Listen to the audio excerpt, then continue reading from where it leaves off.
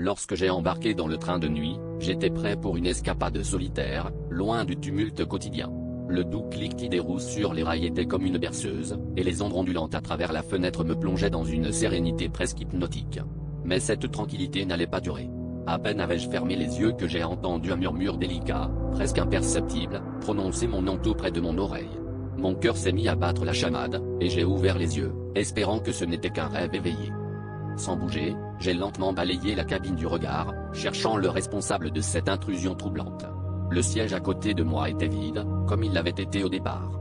Pourtant, la sensation d'une présence était indéniable, presque palpable, comme si l'air lui-même pesait plus lourd.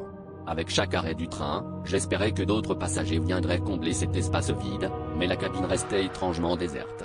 Les murmures, eux, continuaient, répétant mon nom entrecoupé de phrases sibyllines que je ne parvenais pas à comprendre. Je sentais une froideur envahir l'air, une sensation de givre qui n'avait rien à voir avec la température extérieure. En me levant pour chercher le contrôleur, je remarquai que mon reflet dans la vitre ne suivait pas mes mouvements. Il restait figé, comme une image superposée à la réalité.